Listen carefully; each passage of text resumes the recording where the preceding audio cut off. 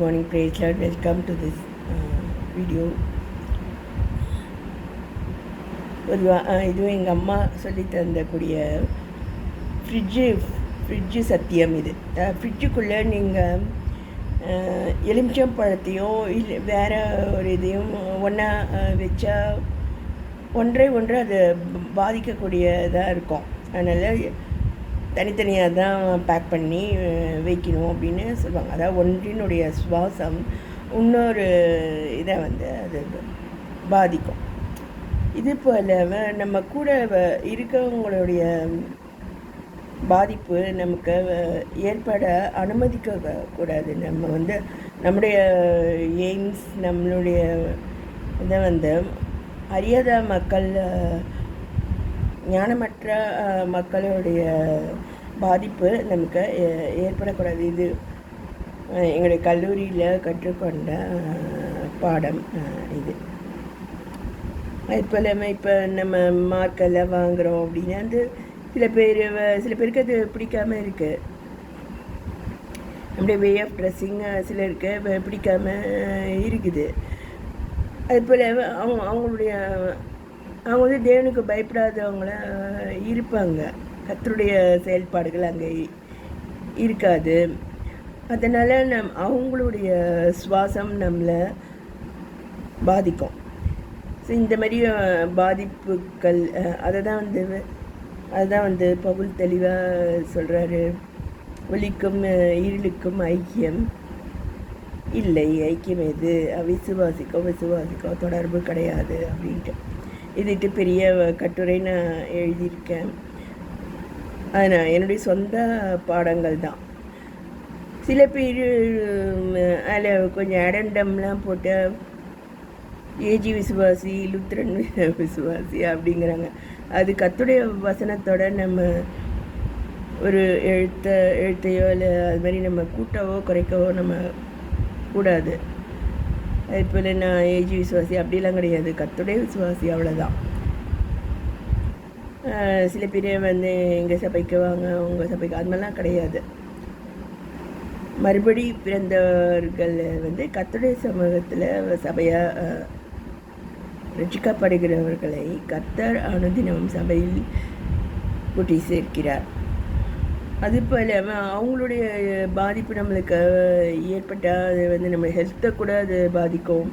Physical health, mental health. அது போல் இப்படி பாதிக்கப்பட்டு நான் ரொம்ப நாளில் நான் மாத்திரை சாப்பிட்டுட்டு இருந்தேன். ஏன் மாத்திரை சாப்பிட்றேன் அப்படின்னா நம்ம வீட்டில் ஒருத்தரை ட்ரக் அடிக்ட்டுன்ட்டு சொல்லிட்டாங்க. யாரோ என்னமோ சொல்லிட்டாங்கங்கிறது தான் எப்போவுமே பிரச்சனையாக இருக்குது.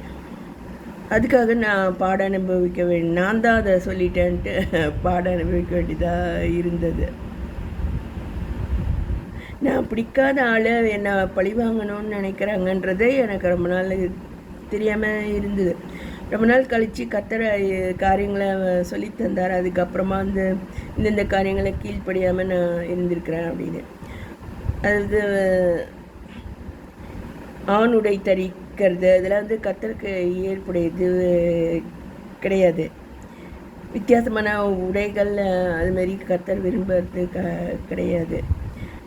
அதெல்லாம் சொன்னார். நான் கேட்காம இந்த பல வீடியோஸ்லாம் நான் சொல்லியிருக்கேன். ஆனால் இப்போ நான் இந்த மாதிரி கட்டுப்பாடாக நான் இருப்பதுனால இந்த ஏரியா ரொம்ப ரூரல், படிக்காத ஜனங்கள் இருக்கக்கூடிய ஏரியானா கூட நான் முன்மாதிரியாக நான் ஜீவிக்க முடியுது.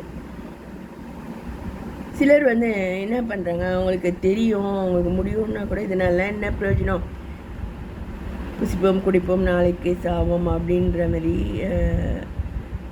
எனக்கு குவான்டிட்டி தான் வேணும், குவாலிட்டி தேவையில்லை அப்படி சொல்லிட்டு நிறைய போட்டு சாப்பிட்றது. நிறைய லேடிஸ்கிட்ட சகட்டு மேனிக்கு போகிறது, அது மாதிரிலாம் இருந்தால் கண்டிப்பாக ஹெல்த்து பாதிச்சிடும். ஹெல்த்து பாதித்து நம்முடைய பேச்சு, செயல்பாடுகள், தினசரி ஆக்டிவிட்டீஸ் எல்லாமே பாதிக்குது. அதனால் பார்த்திங்கன்னா குளிக்க மாட்டாங்க, பல் துலக்க மாட்டாங்க, பர்சனல் ஹைஜீன்லாம் இந்த மாதிரி ஜனங்க பார்க்க மாட்டாங்க. அது கர்த்தருக்கு ஒப்பு கொடுக்காத ஜனங்க இப்படி தான் இருக்கிறாங்க. இதுமாரி நானும் இவங்களோட சேர்ந்து நானும் பாதிக்கப்பட்டு மோசமான வார்த்தை செருப்பால் அடிப்பேன் அப்படிலாம் பேச ஆரம்பிச்சிட்டேன். அப்புறம் எங்கள் வீட்டில் ஒத்துக்கலை, இது மாதிரிலாம் நீ பேசுகிறதா இருக்கக்கூடாது அப்படின்னு சொன்னாங்க. அதுக்கப்புறம் நான் என்னை நானே சுதாரித்து நான் என்னை நானே காத்துக்கொண்டேன். அதுக்கப்புறமா அது மாத்திரை போட்டுகிட்டே இருந்தேன்னு சொன்னேன் இல்லையா, கடைசியில் ரொம்ப நாள் கழித்து தான் எனக்கு தெரிஞ்சது அந்த இதுமாரி அவிசுவாசமான மக்கள் யாராக இருந்தாலும் நான் வந்து ஹாஸ்பிட்டலுக்கு போகிறேன் அப்படின்னா அந்த யாரோ ஒருத்தரை ரூட் விட தான் நாங்கள் போகிறேன்ற மாதிரி பார்க்குறாங்க. கேலியாக மறைஞ்சிருந்து பார்க்குறது, எதுக்காக அவங்க வராங்க, இவங்களுக்கு என்ன நல்லா தானே இருக்காங்க எதுக்கு அப்படின்ற மாதிரி பிரச்சனைகள் வருது. அதைட்டு ஐஐடிக்கு போனால் ஏன் அங்கே போகிறா, இவங்களோட பேசினா கல்லூரியிலையும் பார்த்தீங்கன்னா யாரோ ஒரு சாரோட நான் பேசுகிறேன் அப்படின்னா அந்த சாரை கூப்பிட்டு வேலை வச்சுடுவாங்க, நமக்கு அவமானமாக போயிடுவாங்க.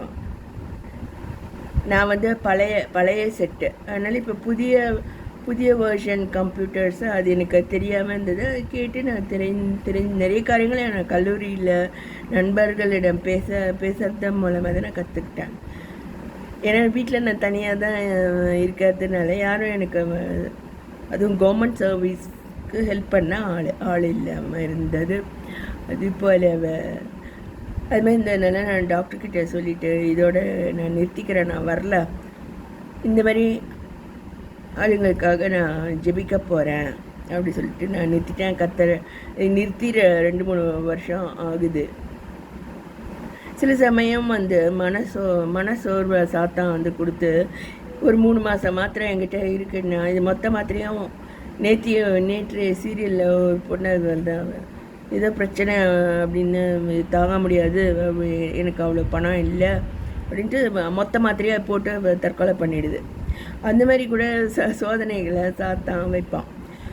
அதனால தயவுசெய்து நான் நின்றுக்கிறேன். என்ன காரணம் இதுதான் வந்து என்னால் உங்களுக்கு பிரச்சனை மற்றவங்களும் வந்து தேவனை நோக்கி பார்க்காம இந்த மாதிரி வீணான சிந்தனைகளில் ஈடுபடுறதுக்காக இது காரணமாக இருக்குது அப்படின்னு நான் அது லாஸ்ட் இயர் நான் அதை ஒப்பு கொடுத்து நான் மருந்து சாப்பிட நான் நிறுத்திட்டேன். அதோட வந்து வட்டிக்கு விடக்கூடாதுன்னு இன்னொரு இது ஒப்பு கொடுத்துருக்கேன். இது நான் வட்டிக்கு நான் 1,00,000 விட்டுட்டேன்னு வைங்களேன், அந்த பணம் எனக்கும் உதவ மாட்டேங்குது, இன்னொருத்தருக்கும் அது பேர்டனாக ஆகிடுது. அவங்க அந்த வட்டி இதுக்காக அவங்க அதிகமான வேலை செய்ய வேண்டியிருக்கு. அதுபோல் தன் பணத்தை வட்டிக்கு கொடாமலும் அப்படி ஒரு வசனம் இருக்குது. ஸோ வட்டிக்கு நான் கொடுக்க போகிறதில்ல அப்படின்ட்டு ஆண்டவருக்கு நான் ஒப்பு கொடுத்தேன். இதை நான் சாட்சியாக நான் சொல்ல விரும்புகிறேன்.